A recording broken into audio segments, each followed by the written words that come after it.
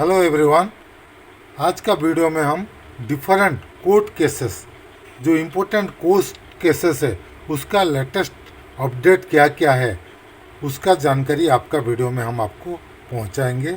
इसका पहले कि हम वीडियो शुरू करें, अगर आप अभी तक हमारे चैनल को सब्सक्राइब नहीं किए हैं तो प्लीज़ सब्सक्राइब कर दीजिएगा, क्योंकि हम कोशिश करते हैं जो भी इन्फॉर्मेशन होता है जितना जल्दी हो सके आप तक पहुंचाने का कोशिश करते हैं। पहला केसेस हम आज का देखेंगे, जो जीएसटी का केस थे, गुड एंड सर्विस टैक्स।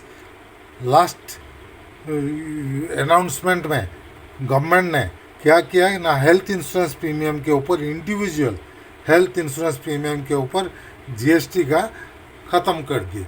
लेकिन हमारा जो पॉलिसी है बैंक रिटायरीज का, आईबीए पॉलिसी, वो ग्रुप पॉलिसी में ट्रीट करके उसके ऊपर जीएसटी लगाया गया। लेकिन हमारा कंटेंशन है, क्योंकि ये इसका प्रीमियम ग्रुप में आईबीए के थ्रू हम करते हैं, लेकिन उसका प्रीमियम हम इंडिविजुअली हम देते हैं, बैंक नहीं देता है। प्रीमियम हम इंडिविजुअली पेमेंट करते हैं, तो इसलिए इसको ग्रुप नहीं ट्रीट करके इंडिविजुअल ट्रीट करके इसमें जीएसटी नहीं लगना चाहिए। ये कोर्ट में केस किया गया था, केरला हाई कोर्ट में केस चला। केस में हमारा केस को डिसमिस कर दिया गया सिंगल जज का कोर्ट में। उसके बाद उसको अपील किया गया है, और अपील का अभी हियरिंग था 18 को लोकली हमारा हियरिंग आया। 1 घंटा के आसपास बातचीत भी हुआ, और नेक्स्ट हियरिंग डेट कोर्ट में जो बोला गया वो 25 को होगा, 25 मार्च को होगा। लेकिन हाई कोर्ट का जो केरला हाई कोर्ट का जो वेबसाइट्स में हम डाउनलोड किए उसमें नेक्स्ट डेट नहीं दिखा रहा है। हो सकता है आगे 25 तारीख का डेट दिखा है, लेकिन अभी कोई नेक्स्ट डेट ऑफ हियरिंग नहीं दिखा रहा है। लेकिन हियरिंग हुआ है, आगे बढ़ा हुआ है, और उसमें जो हमारा स्टे लगा हुआ है अभी डिडक्शन नहीं करने के लिए इंटरिम ऑर्डर में, वो अभी भी लागू है। उसको जब तक डिसीजन नहीं होगा वो लागू रहेगा। नेक्स्ट जो केस है हम बात करेंगे स्टेट बैंक ऑफ इंडिया का, दिल्ली हाई कोर्ट में जो केस है उसका हियरिंग है अभी 23 तारीख को, 23 मार्च को हियरिंग है।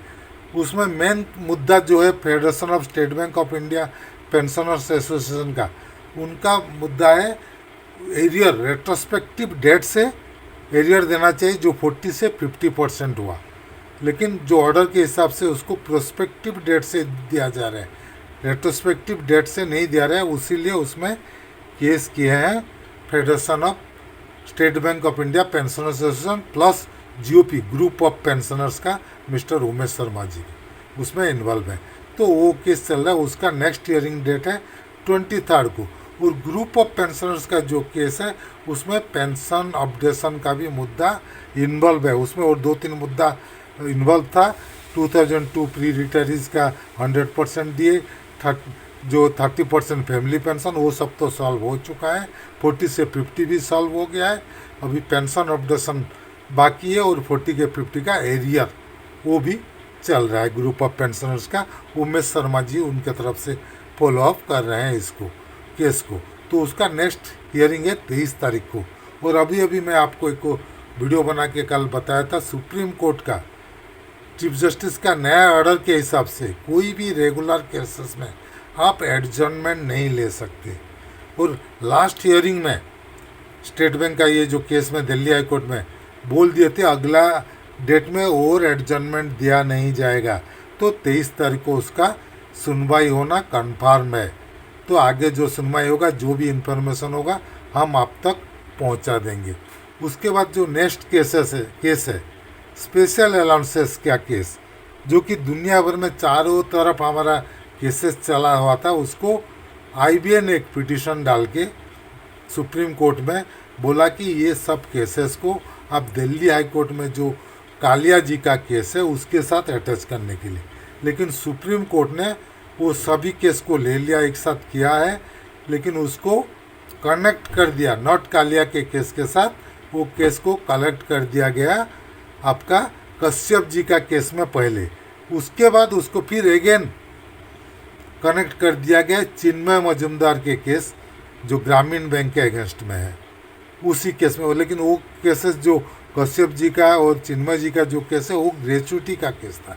वो लोग फाइट कर रहे थे कि सुपर एनुएशन बेनिफिट के लिए नहीं, वो लोग फाइट कर रहे हैं कि जो स्पेशल अलाउंसेस के है उसके ऊपर ग्रेचुटी मिलना चाहिए।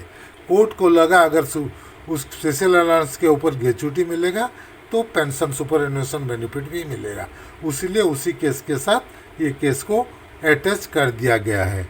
तो उसका अभी क्या है, फाइनल जजमेंट में पेंडिंग है लेकिन उसको रेगुलर हियरिंग में हियरिंग का डेट नहीं मिल रहा है।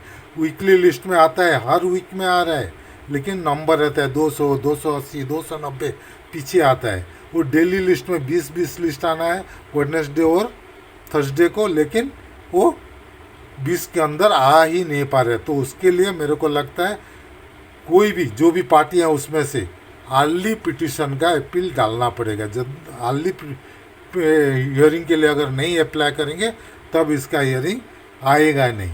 तो इसके लिए रिटायर्ड एसोसिएशन को मेरा बार बार रिक्वेस्ट रहता है, रिटायर्ड पेंशन जो एसोसिएशन है, कि उसको इम्प्लीडर बन के उसको अर्ली हियरिंग के लिए अपील करना चाहिए, तब जाके इसका कुछ नतीजा तक पहुंचेगा।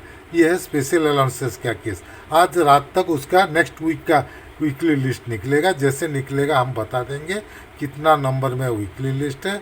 और फिर 25-26 तारीख का जो है 25 तारीख का डेट आएगा, उसके बाद उसमें हम 20 टो केस होगा, उसमें हमारा आने का चांसेस क्या है क्या नहीं है वो पता लगेगा वीकली लिस्ट का नंबर के हिसाब से। उसके बाद नेक्स्ट जो हमसे सबसे इम्पोर्टेंट केस है हमारे लिए, MC सिंगला केस। उसका जैसे कि आप जानते हैं लास्ट हियरिंग हुआ था 12 तारीख को, लेकिन हमारा जो सिंगला जी का PNB का जो एडवोकेट हैं वो एडजर्नमेंट मांगे आगे डेट के लिए। उस दिन सुनवाई में हमारा आया नहीं। 101 number case more than 1.5 hours चलते गया और उधर ही केस एडजर्न हो गया।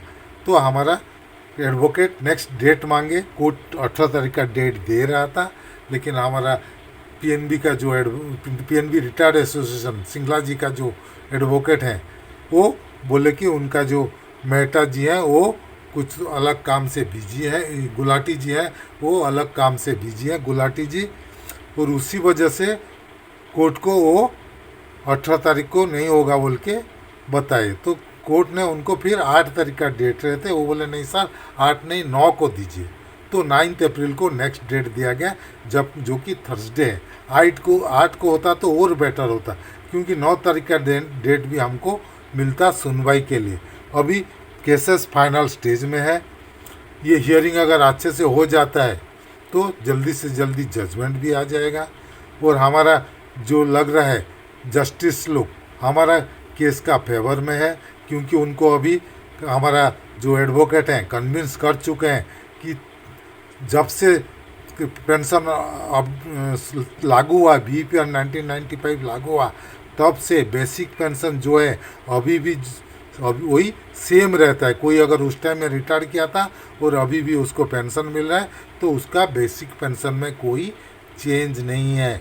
और इसको जो डाटा सबमिट किए हैं PNB के तरफ से, रेस्पोंडेंट के तरफ से, उसमें भी क्लियर कट हमारा एडवोकेट बोल के दिखा देती है, ये पेज में देखिए आपका बेसिक पेंशन में कोई चेंज नहीं है, एक्सेप्ट 2022 से एक एक्स ग्रेसिया दिया गया है, वो टेम्पररी रिलीफ है। ये सेटलमेंट के लिए ओनली 12th सेटलमेंट के लिए किया गया है। एक एक्स ग्रेसिया का प्रावधान कोर्ट में जब सब जुडिस है, उसी के वजह से वो लोग बोले अब सब जुडिस है केस, हम एक एक्स ग्रेसिया खाली दे सकते हैं। तो एक्स ग्रेसिया ओनली ऐड हुआ है, अदरवाइज बेसिक पेंशन में और पेंशन में कोई ऐड नहीं है, एक्सेप्ट DA का जो चेंजेस होता है एवरी 6 मंथ में DA में जो चेंज होता है, लेकिन basic pension as it is continue चल रहा है। तो ये चीज़ ऑलरेडी जस्टिस कन्विंस हो चुके हैं। आगे खाली नेक्स्ट डेट का मतलब है जो रेस्पोंडेंट का एडवोकेट क्या आर्गूमेंट करते हैं और उसका हमारा एडवोकेट क्या आर्गूमेंट कर रहे हैं। हमारा एडवोकेट का टीम पूरा है, पूरा रेडी होके PPR होके बैठे हुए हैं। जैसे डेट आएगा वो हमारा अपडेशन के लिए फाइल करेंगे। लेकिन मैं चाहता हूँ एडजर्नमेंट कोई नहीं मांगना चाहिए, और क्लियर कट सुप्रीम कोर्ट का भी ऑर्डर आ गया है, रेगुलर केसेस में एडजर्नमेंट अलाउ नहीं किया जाएगा, परमिशन नहीं दिया जाएगा।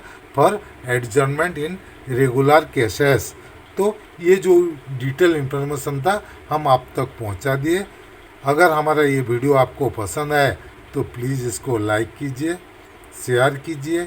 आपका कुछ मतामत है तो कमेंट सेक्शन में ज़रूर दीजिएगा।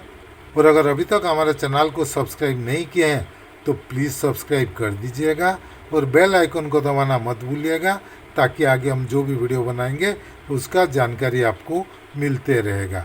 Team Amiya Kumar Mishra, thank you.